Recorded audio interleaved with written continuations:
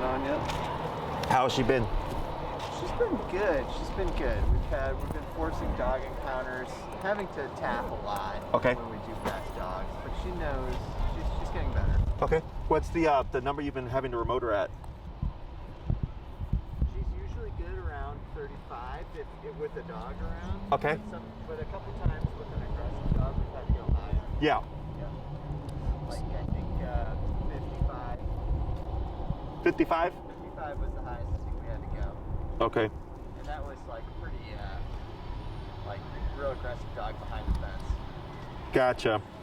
Now, were you trying to go back and forth? Yeah, we did. We walked by the first time. They kind of surprised us, and then we walked back and forth like 5 times. Okay. And by the time you ended, was she passive? She was amped up, but she wasn't looking at him. She was sticking right on her leg. Okay. So what I would do is you're not always going to get 100% the first time. And I have another client, same exact thing, except she had to go to 90. And she was like, when I left, my dog was still amped up, or still alert, but like not lunging and barking. And I said, that's fine for the first go. And then I was like, next time you go to do it, you'd already be at 90. And you just start from the get-go. And ideally over time, the dog gets more passive. Now, can we make them be calm? Well, it depends on the dog, right? But as long as they're not lunging and barking, if they like perk up a bit but hold in, that's fine. And the 55 from 35 in response to different energies makes sense, not uncommon. So I think you're good on that.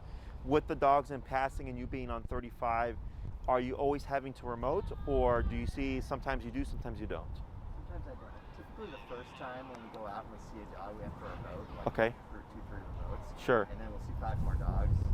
She'll be fine. Generally okay. Okay. But we probably had to go up over 35 a couple times when we get to the 40s. Okay. Sure. But sometimes, she's like doing big reactions at like 18. Yeah. When it comes to the behavior stuff, like obedience is always different, right? So if you're walking, she's great on 18, you're good. But then as soon as you see the dog coming, I'd already be at that 40 range. And I would just track reactivity now. We want to see decline, right? So it's like, hey, on 40, I only remoted her once for the entire week. Like that's really good progress. So now I would stick around 40, and that should progressively we should create a greater gap between those corrections. If you feel like every walk there's always corrections, it's just inching that way up until eventually it's like, 65, one correction, and she's been good for 2 weeks. Then we know we've hit that correct range. But everything you're telling me sounds fine. Even for like the obedience thing, it's like I turn very quick. Still go up high for those. So for the obedience stuff, is the turn the correctional turn when she's passing, or is the turn like to turn with you? Turn with you. Okay. Are you slowing down prior to those turns? Yeah. Okay. And then she keeps going? She's really good at that. She's really good. But, with the baby, with the other dogs, sometimes It's a little too much. Yeah. What I would do if you're walking stroller and her, right, is for obedience already go up there. Just because if she lunges, topples over the stroller and stuff, there's too much at risk there. Is I would just, already bump it higher. I'd probably be maybe 30-ish, 35-ish range for that, just because I don't want to risk it. And then when it's not you and the baby and her, then you can be at your 18, 20 range. Okay, so you can compensate for the situation. Anything else? No, not really. Took her down to St. Louis, see my friends, so unfamiliar environment, unfamiliar dogs. She was the same. She was pretty good. Okay. Walking, she was good. Okay, excellent. Anything else? No, she still has quite a bit of, I don't know if it's separation anxiety, but we talked about this, like when she can't see us inside the house, she doesn't relax. So even if we're one room over and she can hear us talking in there, she's very whiny and stuff like this. Okay. So have you corrected her at all for that? So we started trying to correct her more for the barks. The whines were pretty constant, so we didn't. You can correct the whining as well, because what happens? So think of it as 0 to 10 in terms of attachment, and the whining is let's say a 3 to 5, and then the barking would be the 10, right? Is people tend to correct the 10s or the extremes, but then what happens is for a couple weeks she'll be whining and then it's back to barking again. So you have to get her to as close to 0 as possible. So no whining, no whimpering, no sitting by the door, because some dogs will do that where they'll be quiet but they'll be sitting by the door, but that's like 1 of 1 to 10, right? And it's being super strict, so she doesn't even get a chance to get to the 1. Otherwise, you'll find yourself making steps forward and steps back. But yes, you can correct for the whining. Even though it's better, it's best to be super black and white and not allow any kind of attachment behavior. Okay. Anything else? We have a coin can, and then we didn't see the bopper. It felt a little aggressive for what we wanted to do. Seems to be working okay, but we haven't given enough of a chance either. So if you're doing the coin, the shaker, yeah, I don't care. But then, like, let's say she's whining and you're shaking the coins or whatever, or you're throwing the coins there. I don't know how you're using it. Is she's most likely at some point going to stop caring because there's no real aversive. Yeah. It's not, you know, another dog, because dogs don't care about whining, you know, but if they did, they would just walk over and bite her. You know, I understand why people don't want to do it. So then you could use e-collar, but the problem is now you're going to become really dependent on the e-collar. And then when she's not wearing it in the home, she's going to be barky and whiny. And then when she's wearing it, she's going to be good, right? So that's why there's that alternative. You could technically use your prong collar, where you'd walk in and when she's barking or whining and correct her with the prong collar. But then you're going to become dependent on the prong collar, right? Yeah, that's going to take so long. Yeah, so that's why the bonker, it's like, it's nothing attached to her. So it's not like she learns like, oh, like, you know, you have the leash on, so I have to be quiet. She's like, oh, nothing is on, but you can still make me be quiet. Okay. So. All right, well, we're probably going to build up to. Yeah, I tell everybody, because what happens with this, because I've worked with dogs for a long time, is like when my puppies especially, like I tell people correct your puppies because it's going to become a problem. Yeah. Is usually people try the spectrum, you know, redirecting the toys, the kenneling, the timeout, the can of pennies, the air compressed air, all that stuff. And eventually by 6 months, they're like worn out and they're like, okay, we're ready for it. And I'm like, all right, let's go. Yeah. So I don't care, but just be consistent. Yeah. So if you're gonna use the can of pennies, use it consistently. If she whines, if she whimpers, if she barks, you're always gonna refer to that as a deterrent. And then after a couple of weeks, you're like, yeah, we've hit a plateau. And then maybe try compressed air. And maybe that gets you a little bit more progress, but then you hit a plateau. Like you're just going, but you have to be consistent to learn like this is as far as we're gonna get with this approach. Yeah. Okay? Anything else? No, that makes sense. Alrighty. So what we're gonna do here is we're gonna clip your leash to her prong collar. Okay. Does she have any concept of recall at all? I think pretty limited. Okay. Let's see.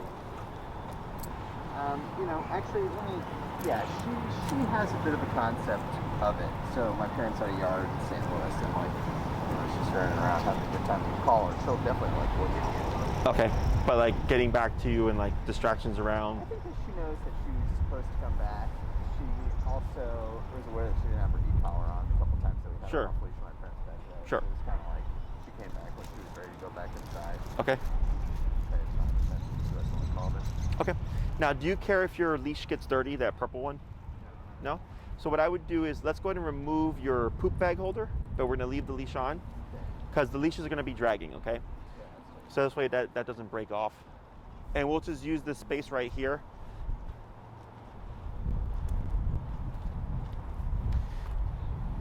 How's she been with people? Okay. Let me correct that. She's been really good with people out on walks. When she was loose in the backyard a couple times. Oh, sure. Like, you know, that's normal. Yeah. Just overexcited.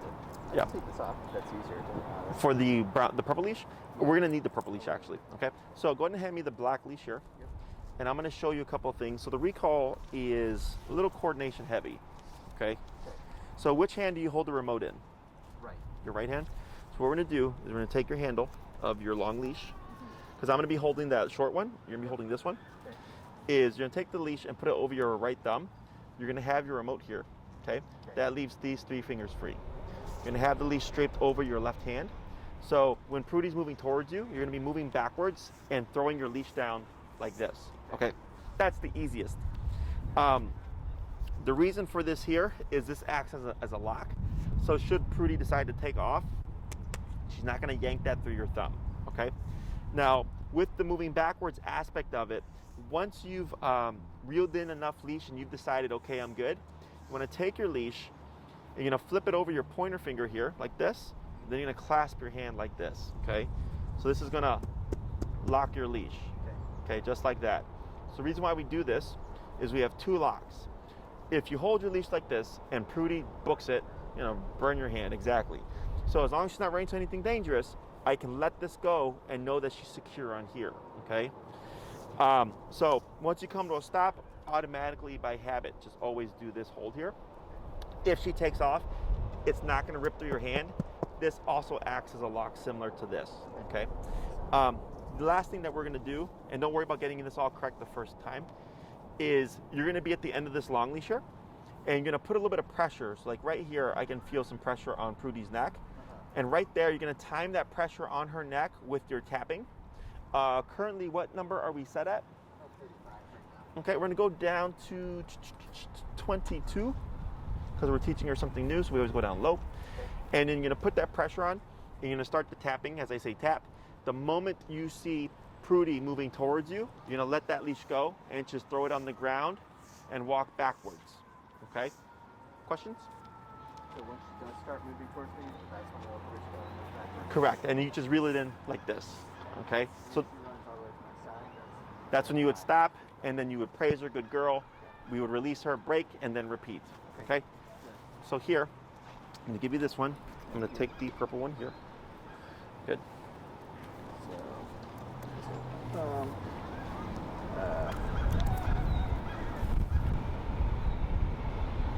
Exactly, that's the lock, yeah. And then and then you'll clasp your hand like that, right? So then that locks your leash as well. This is how you reel it in. Correct.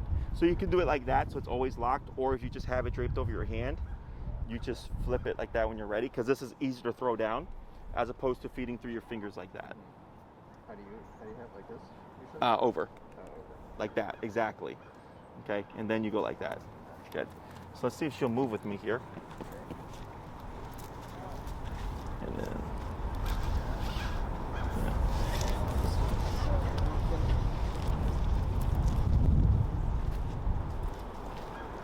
good. There we go.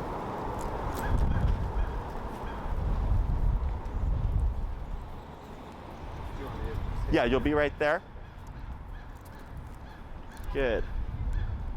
Yeah, so go ahead and untangle that there.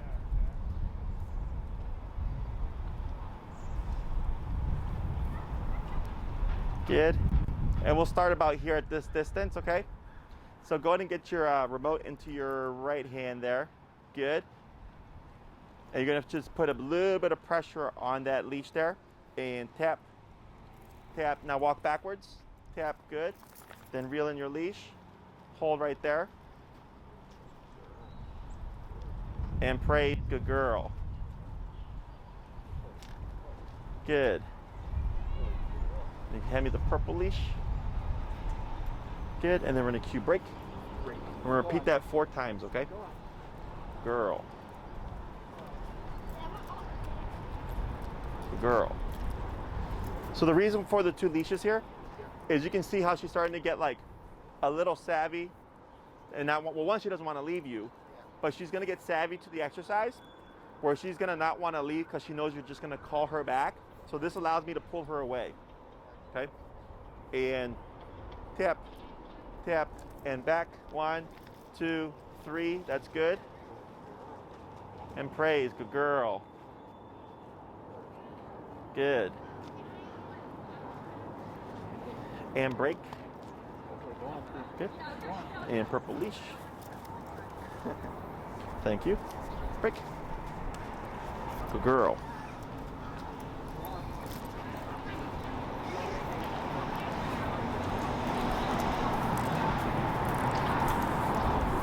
Good, we'll move a little forward here. Just so you don't end up in the sidewalk. That's good.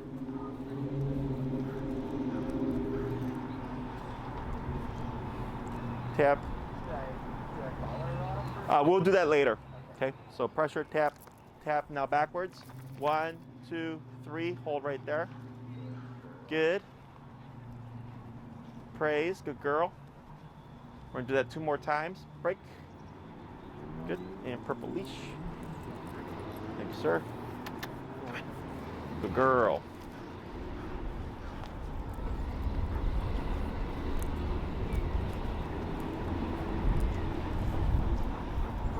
Good. Tap, tap, tap, and back. Good. Hold right there. Good. Praise, I had a girl. Good job. We're gonna do 1 more. Good. Break. Thank you. Break. Good girl.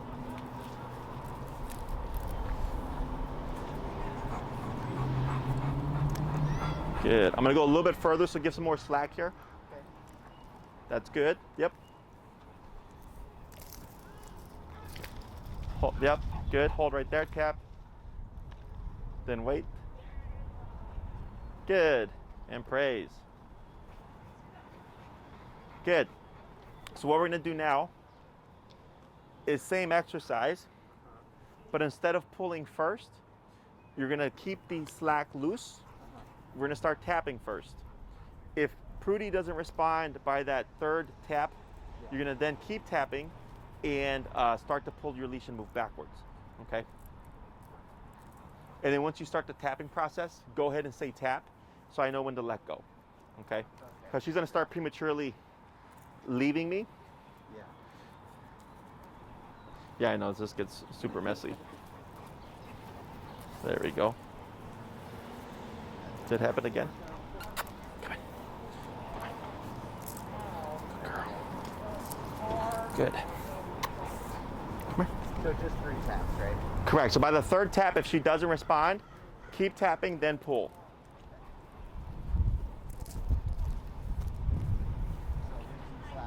Mm-hmm. So, oh. Yeah, you're gonna keep it slack. Sorry. Exactly.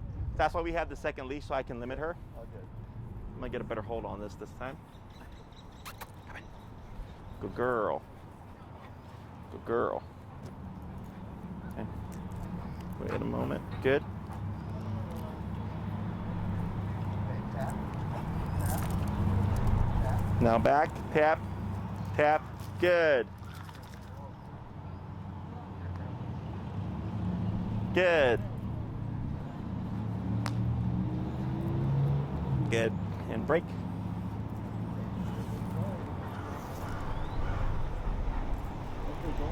Gonna repeat this 4 more times. Good girl. Good. Move a little forward. Good. Good.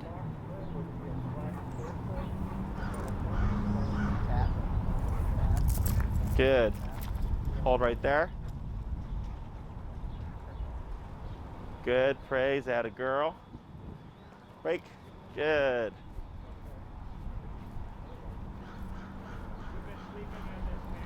Good. Break. Good girl. Come on.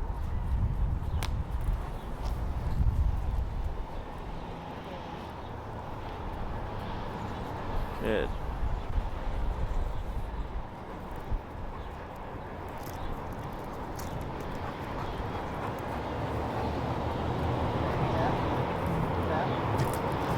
Good. Good. Good, we'll try it 2 more times. Break.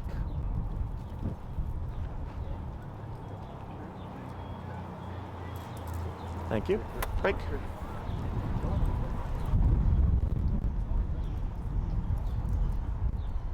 Good.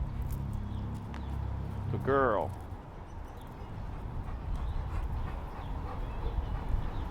Good. Come a little bit forward to give yourself space. That's good right there.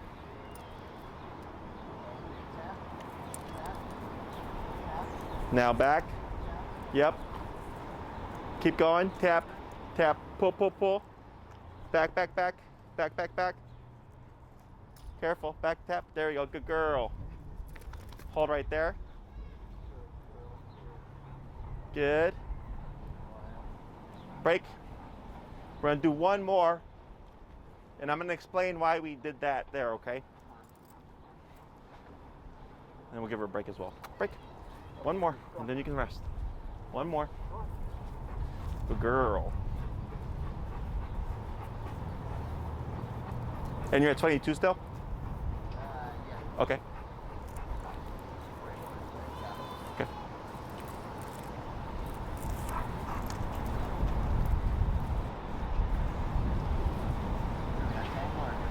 You're good. Tap, tap, tap. There you go. Hold right there. Good. And we're going to bring Prudy over here.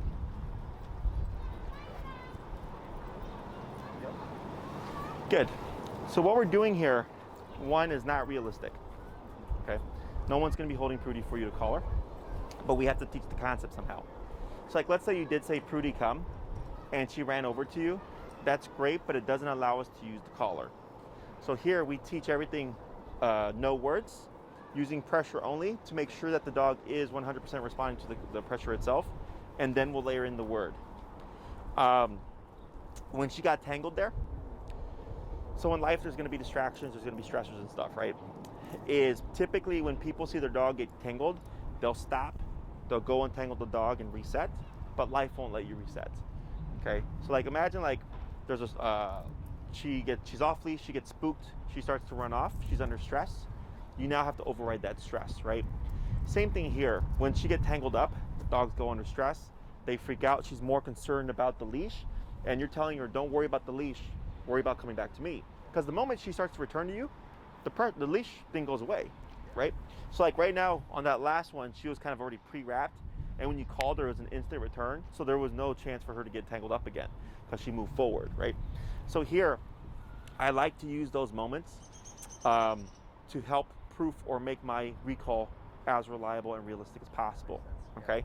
Now, I will tell you to be mindful, because I had a client, before they started training, they were doing their own training.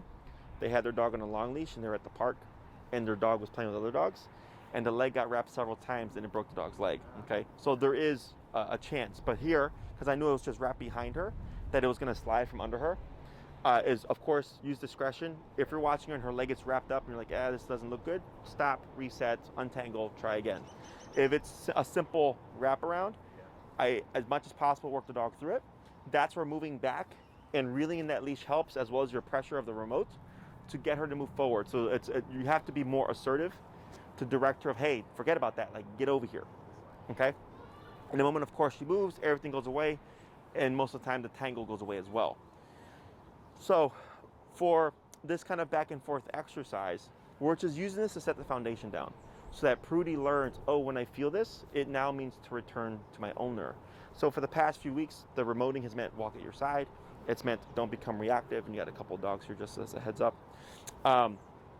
Don't be reactive, settle down, the auto sits and all that stuff. And now we're teaching her there's another answer, okay? So the way Prudy differentiates what the collar means is dependent on what life looks like within that moment.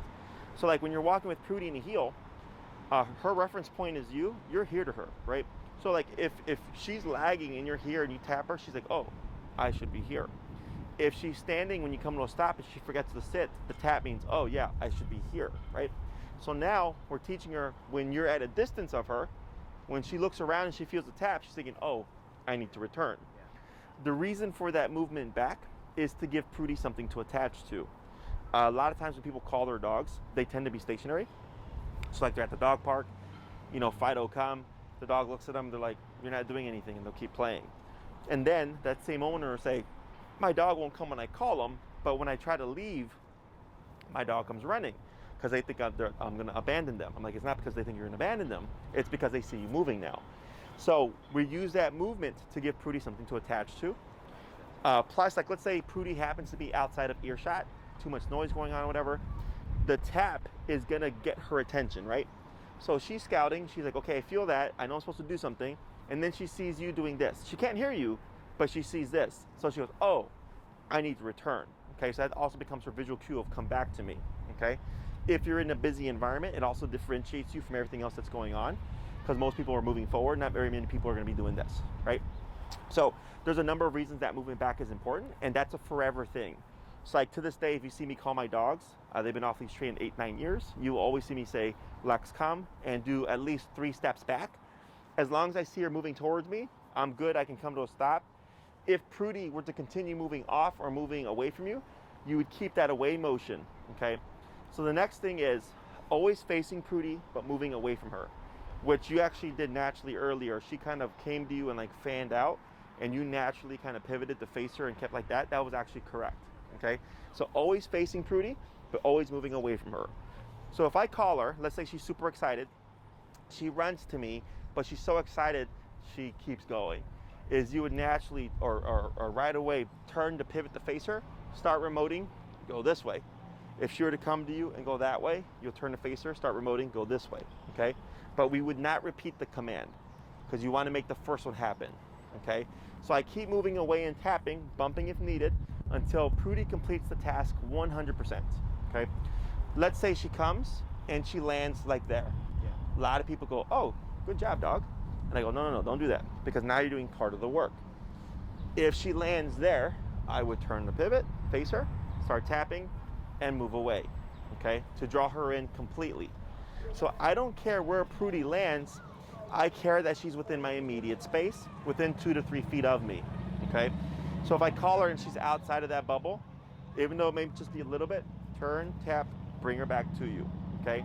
So the reason why we don't allow that kind of distance return is over time, dogs will tend to play with that, and they'll slow down like they're gonna stop there and then take off again to keep running, okay? So that's why we always make them return to us 100%, okay? The other reasoning behind the tightness of that return is less likely to leave you, okay? So if, like, let's say she's running around chasing squirrels or something, and I call her away from them, and she comes back to me, and I've made it very strict of you have to come all the way here, less likely to return to do that, okay? Question so far? No, that makes sense. You reminded me of something. So Uh-huh. She doesn't seem to do this with me, but sometimes, I don't know, when Becca is out with her, when she taps, she sort of fans out perpendicular. Kind of like looking at her, but you know, she like comes out like down here. Yeah. And then, you know, she keeps walking and she'll tap again and she's back in line. Does that mean anything or do anything? She seems to only do two backs. I don't know if she's testing her a little bit or... So Rebecca's walking, right? Walking straight. There may be a dog behind a fence. So she's tapping a little bit. Uh-huh. And on the first or second tap, Prudy will fan out. Like, you know, as if she's like, wait, new. Sure. She'll like kind of spread out to the side and look at her. Uh-huh. She'll even sit. She kind of like, it's her thing, like, when I tap, Closer. It sticks on my leg, like, it cuts me off a little bit sometimes. Sometimes when Bex does it, she seems to, like, scamper away a little bit. Is the dog here or here? She'll go far from the dog, so if the dog's over here, Prudy will scamper out this way. Okay. If I'm picturing this right, it kind of sounds like she's backing off the dog, but she's not wanting to give her back. So she's turning and like keeping her eye on the threat. Yeah. Does that make sense? Yeah. So like, let's say this is the fence, right? Prudy's here, I'm Rebecca. She corrects her for behavior. Prudy decides to come over here. She's facing like this. Yeah. Yeah, so what's happening is she doesn't, Prudy doesn't feel secure enough here, either with Rebecca because of a different handler, and wants to give more space, but also doesn't want to take her eyes off the threat. Right. Okay, does that make sense? Yeah. So what I would do is, one, if you want to make it strict where she actually adheres to Rebecca, we just play with the power. And then as she's moving, she would tap and then pull to bring Prudy back to this side, right? And then we would repeat that. Or, as long as she's not being agitated, lunging, and barking, I might let that go for a couple of weeks and see, does she resolve that herself? Okay? Yeah, Bex pretty much just kept walking and, you know, a couple more taps and she comes back in. Okay. You know, I think that might be I think if you went up on your power, that'd probably fix and prevent the problem. Not the hugest thing. Yeah. But definitely. Strange this year for her, but Yeah. Well. I haven't seen her do it. Yeah. The reasoning is, or the reason I would give is, we have different energies, right? So like, let's say in a relationship between a man and a woman, if that couple were to be walking down the street and a threat appeared, who do you think would assert themselves? Probably the man, right? And naturally, a woman will most likely look to the man for protection. Right. Okay. Now, if we change that situation and it was like a mother with her child, and there was a threat, we would expect the mother to step in, right? So same thing here for Prudy. She may feel more secure with you, which is why she doesn't feel the need to pivot out. And all the training, yep. Or power, right? So not the, like, to me, it's not a big deal unless you're telling me, like, you know, she was lunging and barking and stuff. Then I go, not the biggest problem. But I would just play with the power a bit, and she should get it. Yeah. Okay. Other questions? No. Good. So what we're gonna do now is we're gonna do another batch of recalls, but now you're gonna do come first. Okay. So you're gonna issue the word come, then the 3 taps start, and then if no response, tapping and then pulling back. When she's responding, on the first one, do I still do all 3? No. So if you tap her and she just turns around and books it, we're good. Okay. So we're trying to condition her here that when you feel this, return to me with as little pressure as possible. Now, one thing I will say is if you call Prudy and she does start running towards you, is still tap at least once. Okay. So let's say in the future she's running around, you call her, she starts to return, and you tap her after she starts to return. What do you think happens? She would decide not to return. Correct. She's going to want to run away. So we have training and then we have proofing. Okay, training is teaching the behavior. That's what we're doing. And then we have the proofing aspect of it, which is, you know, around different distractions, squirrels, rabbits, dogs, people, whatever. And then we also have mistakes. We have panic mode. We have flight mode. And ideally, we want to work the dogs through all those situations. So one way to force confusion is every time I call her, I just always tap, okay? At some point, you're going to make a mistake. You're going to tap her too late or tap her too many times, and you're going to deflect her. We, of course, never want remote to mean run away. We always want remote to mean return. So if that happens, if I call her, Prudy, come, she's coming, and I tap too late, she deflects, I keep pressure on, I don't call her again, pressure on, pull the leash, move back, make her return, okay? And at this stage of training, we're always going to use that leash because we're anticipating at some point we're going to make a mistake, okay? So at this way, if she starts to run off, I'm not worried about am I going to lose my dog, because we still have a means of making her return, okay?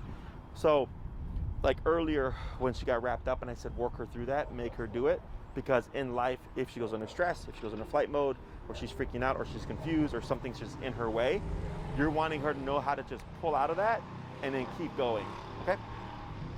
I'll take short leash here. Break. Good girl. So you tap the first. I'm sorry? Tell her, so I'm going to tell her to come and tap. Correct. Always tap at least once, even if she starts moving. So it's going to be come, the tapping, no pulling. If no response, tapping with the pulling. And just heads up, you got dog right there, okay?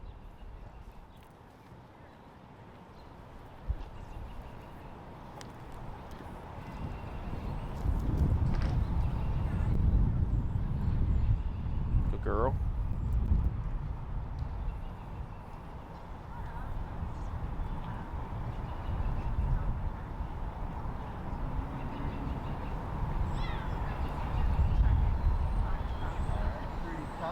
Tap. Good. Hold right there. Now what we're going to do here too is go ahead and pause for a second. Now praise her.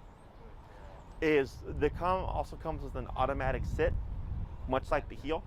So here, once she came around, we waited, that butt went down, then we praised. Okay, so we're going to delay a little bit.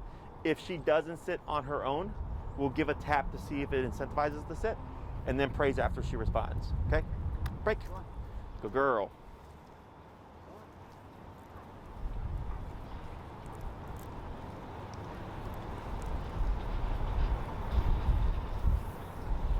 Should I be trying to like reel this in? Yeah. Always reel in, just in case she decides to dip off. She's not gonna have the full 30 feet.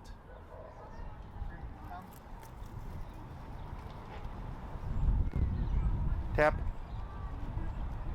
Then praise. Good girl. We're gonna do 3 more.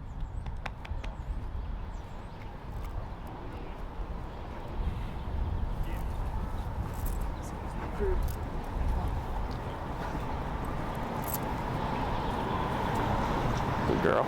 And break. Okay. Break. Come on. Let's go. Good girl.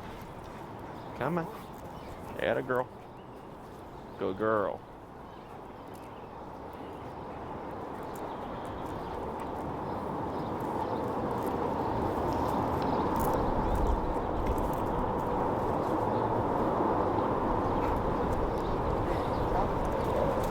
Yep, that was a good one. Right, good. And then wait. And now praise, good girl. Good. And break. Good. 2 more. I know this gets really messy. Thank you. Break. Okay, go on. Good girl. Atta girl. Good job.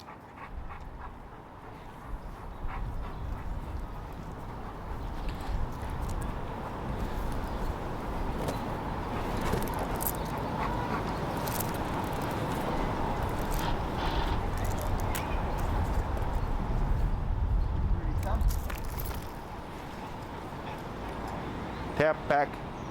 Good, hold right there. And praise, good girl. And last one. Good. I know, she's getting drool. Yeah, this weather for us is nice. For them, it's hot. So we're gonna just do one more. We'll cap it. Okay. Cool. Break. Okay, go on. Come on. Atta girl. Coming. Good girl.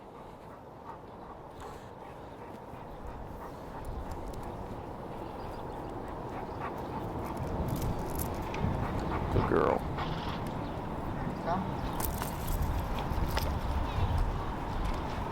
Tap, tap, right? Hold right there.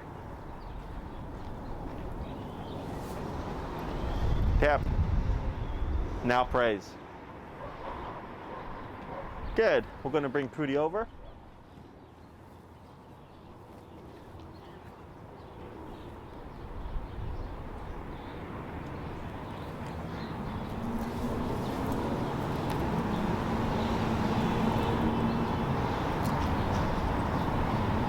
There we go. Good. Good. And we can take up the black leash here. I'll explain how to practice this and then your homework for the week. Awesome. So pretty simple. What we just did now again was just the foundation, teaching her the concept.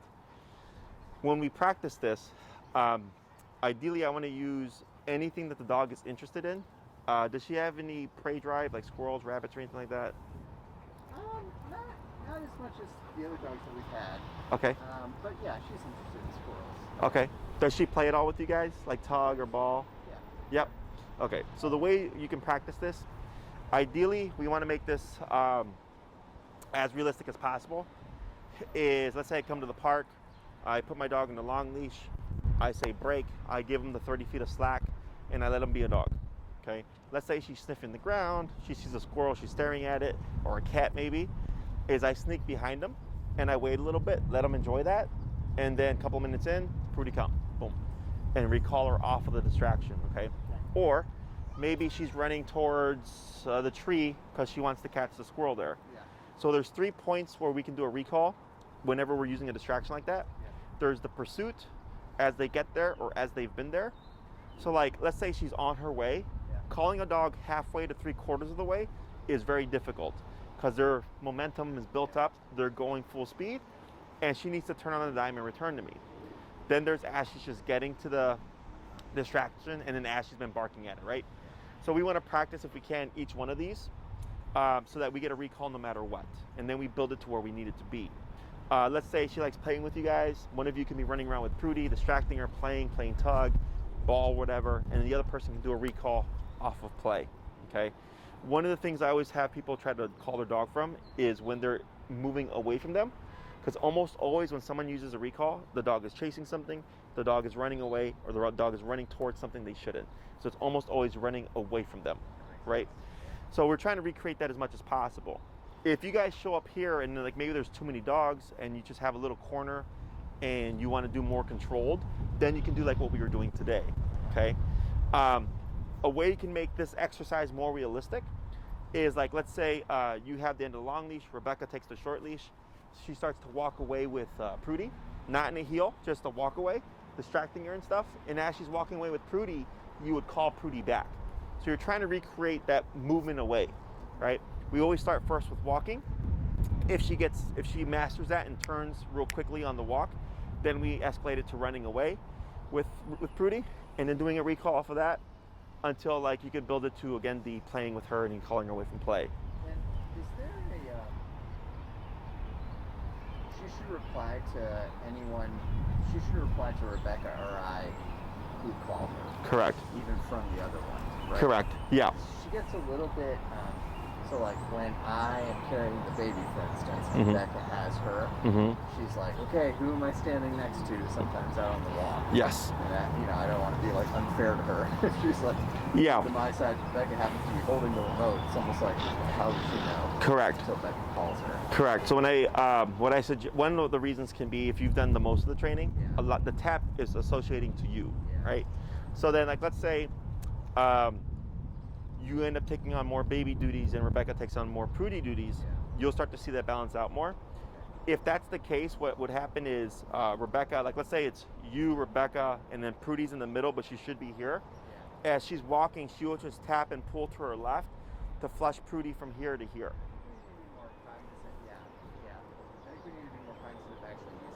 The prong to direct her, correct. Now, once you've done that for like, a couple of weeks or months or whatever, she's gonna know, okay, when mom says heel, I walk with mom. When dad says heel, I walk with dad.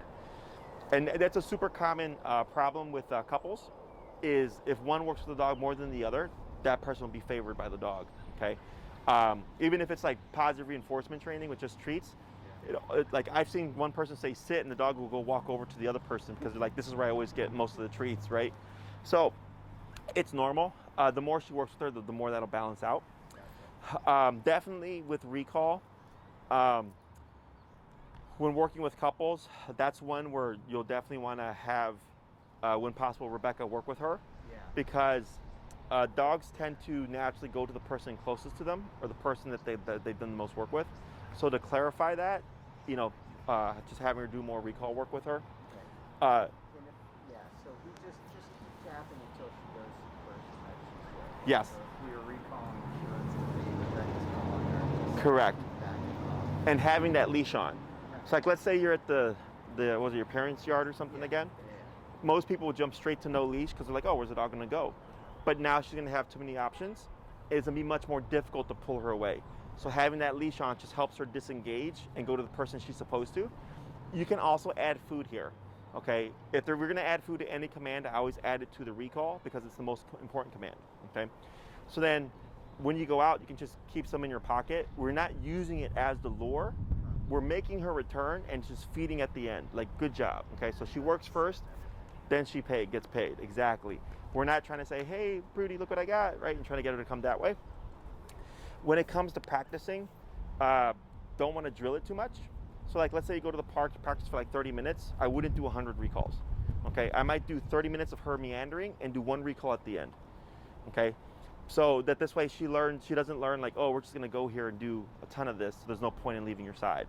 So I vary it. I might do 1 recall today, 5 tomorrow, 2 the next day, 1 the next day, 1 the next day, 6 the next day. I'm varying that so she doesn't pick up on a pattern. And we're trying to balance the control aspect of it with the comfort aspect of you can run and play. I just need you to come back when I call you. So recall tends to take people the longest because of that. If they do it too much, the dog gets paranoid, they won't leave their side. Plus, it requires you to go somewhere, go to the park. I've seen that even with the release. Yep. Yeah. First thing out there, great. I'll tell her go on, she'll go take a piss. But if she doesn't want to for whatever reason, and we run into some dogs and we tap a few times, it's like, you know, you say the release, she's glued to my side. Correct. Yeah, yeah. So same thing with the recall. So if you start to see her get more paranoid about leaving you, I just tell her break, and then I just like meander and make no sense with how I'm walking. Or like I'll walk right past stuff that I know she likes, like bushes or flowers or things to sniff, to incentivize her to break off of me. And then as you start to see her get more comfort with that, don't think like, oh, now she's walking away, now I'm gonna call her.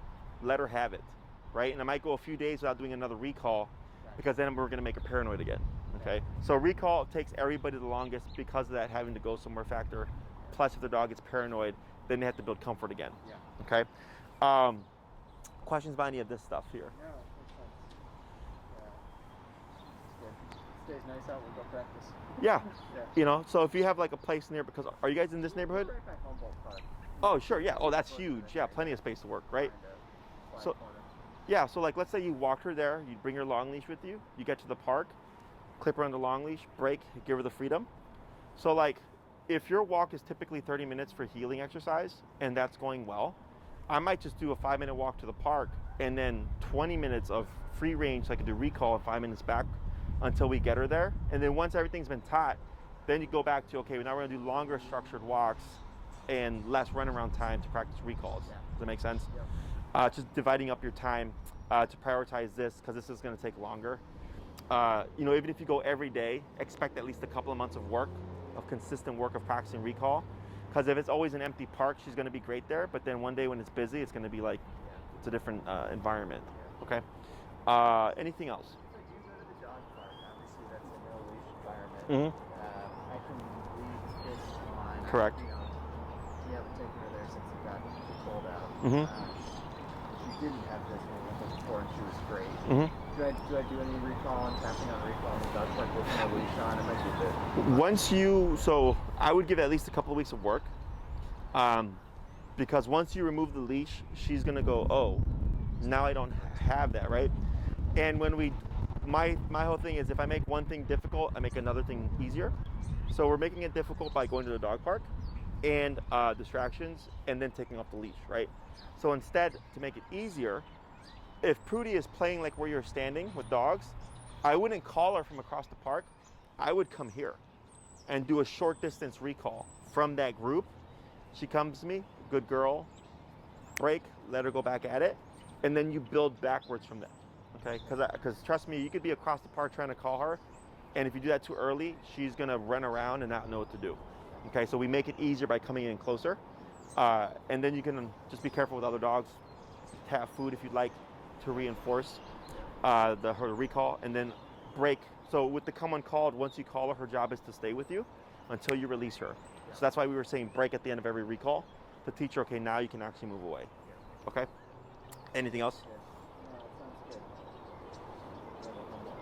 Okay. So this is number 4 for you, right? Yeah, because we did 2 on heel, 1 on the reactivity, and then today is the next class is typically the second half of recall. There's another step to this. Otherwise, we can also teach like a stationary command, which is like a go here, don't move. If there's anything in particular you want to go over, you can just let me know. If possible, you can have Rebecca send us an email, just so I know what to prep for in case I need to bring anything. Okay, let's just prep for recall again. Okay. Unless we'll reach out to you. We're going to keep practicing the reactivity and try to fix recall. Okay, sounds good. So let's plan on recall. All right, sounds good. All right, Awesome. we'll see you in a week. Thank you. Take care.